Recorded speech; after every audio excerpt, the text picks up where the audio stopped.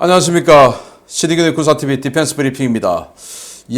중국이 드디어 세 번째 항공모함, 그런데 이 세 번째 항공모함은 정규 항공모함 캐터필트로 쏘는, 사출기로 쏘는 진짜 정규 항공모함인데 이걸 이제 진수식을 한다네요. 이 항공모함에 어떤 비행기가 전투기가 실릴지 지금 알려지고 있는데 이런 것들 여러분들께 알려드리도록 하겠습니다. 그리고 화염과 분노로 통칭되던 2017년 그 이후에 처음으로 미국의 B-2 스텔스 폭격기가 이 서태평양에 배치됐습니다. 그 타겟은 누굴까요? 지금부터 보도록 하겠습니다. 신의균의 군사TV 구독, 알림, 좋아요 눌러주십시오. 중국 최초의 순수 독자 설계 항공모함인 003형이 이르면 5월 진수된다는 소식입니다. 갑판과 사출기 설치 등 주요 공사가 거의 마무리된 상태인데 대대적인 진수식 행사가 계획되고 있습니다. 중국 상하이 창신다오 조선소에서 건조 중인 003형 항공모함이 오는 5월 진수식을 가지고 취역을 위한 본격적인 준비 작업에 들어간다고 복수의 오신트 소식통들이 3월 28일 리포트했습니다. 상하이 조선업계 관계자인 이 오신트 소식통에 따르면 당초 중국 공산당이 기획한 진수식 일정은 4월 23일이었으나 최근 상하이를 덮친 코로나 여파로 인해 일정이 한 달 가까이 연기되어 5월 중에 일정이 검토되고 있는 것으로 전해졌습니다. 현재 003형 항모는 선체 외장 공사가 거의 끝났고 사출기와 강제 착함 장치 등의 설치도 거의 마무리 단계에 와 있는데요. 중국은 오는 2025년까지는 이 항모를 실전에 배치한다는 목표를 가지고 전력화 준비를 서두르고 있습니다. 003형 항모는 구소련 시대 항모를 답습하고 있는 랴오닝이나 산둥과는 전혀 다른 외관을 하고 있는 중국 최초의 캐터바 항공모함인데요. 길이가 325m, 폭 73m에 만재 배수량이 8만 5천 톤 이상으로 미국의 슈퍼캐리어에 준하는 수준의 덩치를 갖고 있습니다. 중국은 이 항공모함의 함재기로 J-15를 캐터바 버전으로 개조한 J-15B와 J-15D 전자전기를 우선 탑재하고 스텔스 전투기인 FC-31의 함재형을 개발해 순차적으로 J-15를 대체할 예정인데요.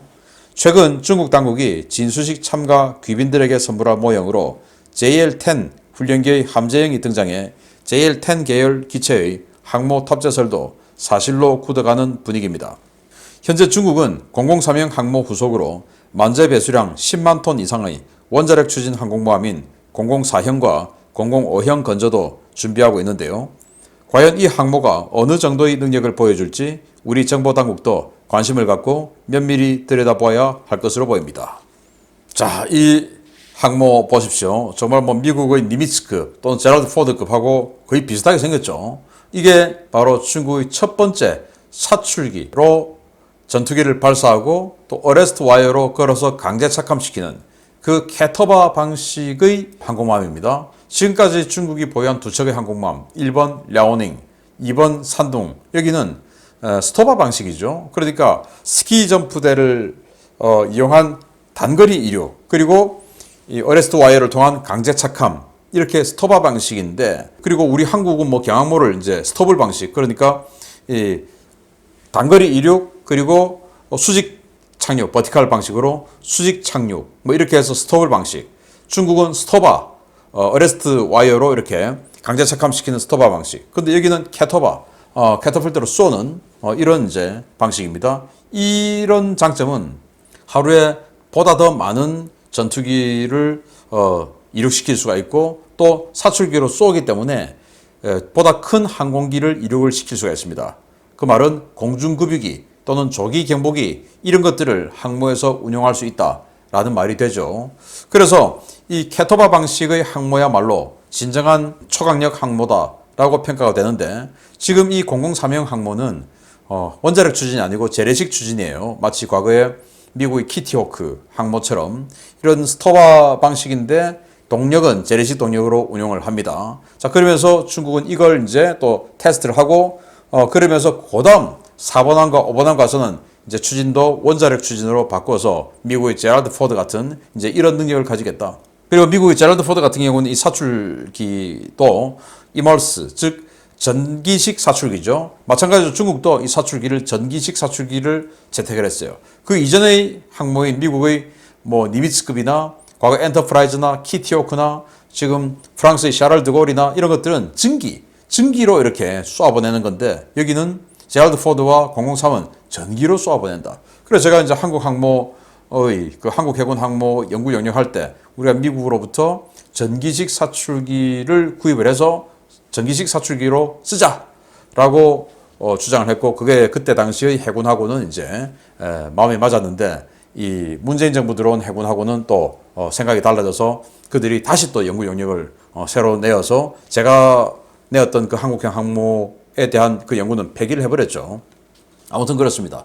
자, 그런데 어쨌든 이 중국이 이런 항모를 원래 4월 23일 날 진수식을 하려고 했는데 지금 뭐 상하이 코로나 통제 때문에 2천만 이상의 시민들을 완전히 지금 봉쇄하고 있지 않습니까? 그래서 한 달 정도 일정을 딜레이해서 5월 중순에 하겠다. 그래서 여기 이제 함재기를 지금 현재는 J-15, 러시아의 수호이 33의 중국판이죠. J-15를 운용을 하다가 그리고 FC-31, 트럼프 전 미국 대통령이 완전히 비난했던 F-35 설계도 훔쳐가가지고 만들었다라고 비난했던 바로 그 FC-31의 함재형을 만들어서 스텔스기를 운용하는 항모로 쓰겠다라는 것이죠. 그러면서 지금 뭐 기념품으로 놔둬주려고 만든 모형들 보니까 JL-10. 그래서 이 JL-10은 뭐냐면은 우리 한국의 T-50하고 UAE나 싱가포르나 이스라엘이나 계속 경쟁해서 우리를 이겼던 바로 그 M346 그거의 중국판입니다. 그 M346의 원형이 러시아의 야크 130이에요. 그 야크 130 가지고 이탈리아가 M346을 만들었고 중국은 JL-10을 만들었어요. 그 JL-10 훈련기의 함상 버전을 또 만들어서 이 함상 훈련을 또 JL-10으로 하는 거 아니냐라는 또 관측이 나오고 있는데 이 003형과 004, 005에 들어가는 이 능력 이런 것들을 우리 해군 정보당국은 잘 살펴서 경항모다 이런 쓸데없는 삽질 안 하기를 바랍니다. 이제 정권도 바뀌었고 정말 저희 모든 역량을 총동원해서 경항모 반드시 막아내도록 하겠습니다. 안 하든지 그냥 핵 잠수함에 뭐 올인하든지 꼭 항모를 한다면 중대형 항모로 가야 한다. 또 간다 하더라도 원자력 추진 잠수함이 먼저다. 수중 호위 없는 핵 잠수함 나가면 그냥 바로 큰 먹잇감 되는 거죠. 아르헨티나가 포클랜드 전쟁에서 항모 있었는데 사용하지 못했지 않습니까? 잠수함이 없어서. 그런 것처럼 우리는 순서가 핵 잠수함, 다음에 항공모함, 또 항공모함 하더라도 이런 중국 이런 초대형 항모가 쭉쭉 나오는데 우리 경항모 의미 없다. 하려면 중대형 항모 이렇게 가야 된다. 여러분들 동의하시죠? 두 번째입니다. 중국이 호주와 가까운 솔로몬 제도와의 군사 협력 강화를 선언하며 이 지역에 해군 기지 건설을 추진하자 미국이 즉각 무력 시위에 나섰다는 소식입니다. 한동안 서태평양에서 보이지 않았던 B-2A 스텔스 폭격기가 호주에 전개되었습니다. 미국과 호주가 지난주에 호주에서 B-2A 스텔스 폭격기를 동원해 대규모 항공훈련을 실시했던 것이 뒤늦게 확인되었습니다. 미국은 미국 동부 표준시 3월 21일 미주리주 화이트맨 공군기지 주둔의 제509 폭격비행단 예하의 B-2 스텔스 폭격기 한 대를 발진시켜 무려 31시간의 논스톱 비행을 거쳐 호주 시각으로 3월 23일 오후에 호주 동부 엠벌리 공군기지에 배치했습니다. 이번 훈련에는 태평양 지역의 여러 기지에 배치된 KC-135R, KC-10A 등 다양한 공중급유기들이 다수 동원되었으며 알래스카에 주둔 중인 제354 비행대의 어그레서 F-16 기체들도 다수 투입된 것이 확인되었습니다. B-2A 폭격기가 전개된 엠벌리 공군기지는 브리즈번 서쪽에 위치한 기지로 미국과 호주 양국은 EA-18G 그라울러 전자전기, F-35A 전투기 등을 동원해 전투기와 전자전기, 스텔스 폭격기로 구성된 스트라이크 패키지로 적 중심을 타격하는 시나리오를 소화했습니다. 이는 최근 중국이 솔로몬 제도와 안보 협정을 체결하고 이곳에 무장경찰과 인민해방군을 배치하기로 결정한 직후에 전격적으로 이루어졌는데요. 호주는 호주에서 1600km 떨어진 곳에 위치한 솔로몬 제도에 중국이 진출하는 것은 호주를 겨냥한 군사적 위협이 될 것이라고 반발한 바 있습니다. 미국이 서태평양에 B-2 폭격기를 전개시킨 것은 2018년 1월 이후 4년 만의 일인데요. 솔로몬 제도뿐만 아니라 북한도 앞으로 잘 생각해 봐야 할 것 같습니다. 자, 2017년 화염과 분노할 때 미국의 폭격기 3종 세트 다 왔었죠.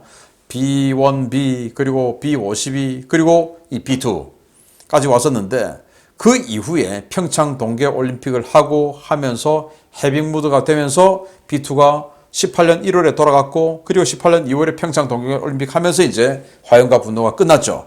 그리고 뭐 싱가포르 정상회담이다, 미국 정상회담, 그리고 이 베트남에서 정상회담하고는 그게 이제 끝나버렸고, 이제 이런 식으로 따라서 한반도에 해빙이 왔었는데 사실은 그것은 위장 해빙이었죠.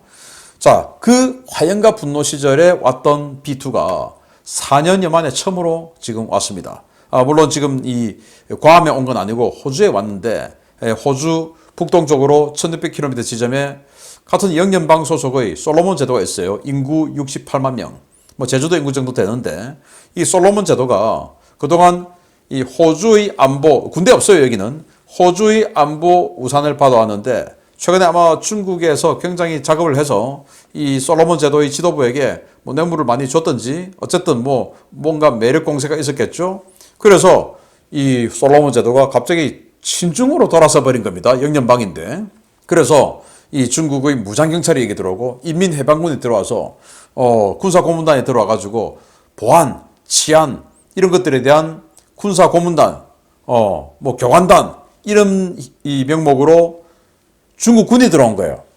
그러니까 이제 호주가 완전히 열받아 버렸는데 그래서 미국이 여기에 서비스한 차원에서 이 1600km 떨어져 있는 기지에 B2를 배치를 했고 그러면서 호주의 EA-18G 그라울러 전자전기 그리고 또 F-35 스텔스 전투기 그리고 이 스텔스 폭격기 자 전자전기가 들어가서 전자전 제밍을 해서 적의 레이더 뭐 이런 것들 완전히 먹통으로 만들고 스텔스 전투기 F-35가 이 방공을 하고 그 사이에 스텔스 폭격기가 들어가서 완전히 초토화시켜버리고 이건 뭐 가장 압도적인 스트라이크 패키지죠. F-35가 호위하고 F-35가 타격하는 게 아니고 B-2가 타격하고 이건 뭐 가장 강력한 스트라이크 패키지인데 이걸 보여주면서 중국 야 여기 우리 구역이야 라고 한다는 것이죠. 자 그런데 또 이 시기가 솔로몬 제도 때문이냐 만 때문이냐 그건 또 아니다. 왜? 중국이 지금 ICBM 한번 실패하고 또 쏴서 이제 뭐 대성공을 보여준 것처럼 보이는데 이런 것에 대해서 지금